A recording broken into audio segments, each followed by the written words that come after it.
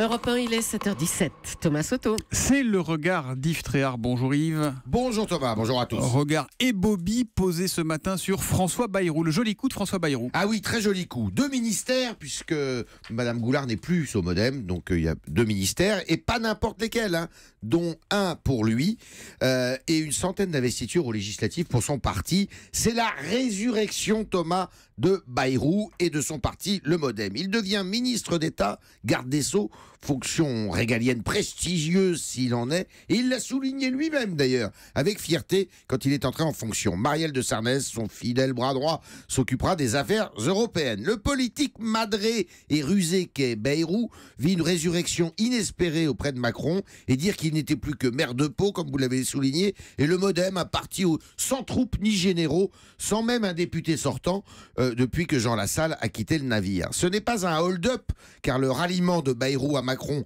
a pesé dans la victoire de Macron à la présidentielle, peut-être 3 à 4% des voix au premier tour, mais c'est une belle et même juteuse opération. Ça veut dire que concrètement, François Bayrou et son parti devraient avoir un rôle déterminant. Oui, oui, et c'est un beau pied de nez à la droite qui ne lui a jamais pardonné d'avoir voté Hollande en 2012 et au PS qui ne lui a jamais fait confiance. Bayrou prend sa revanche en devenant central dans le nouveau paysage politique alors que les Républicains se divisent et que le PS est sous assistance respiratoire.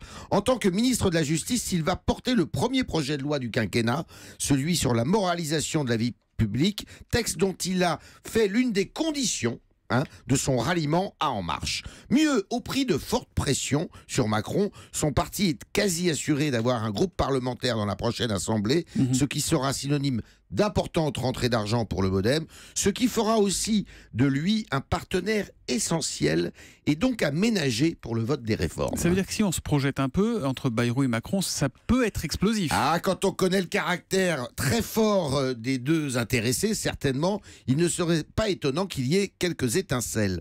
Bayrou n'est pas un allié facile à manier. Voilà donc pour le regard d'Yves Tréhard qui revient demain matin à 7h15. À demain Yves.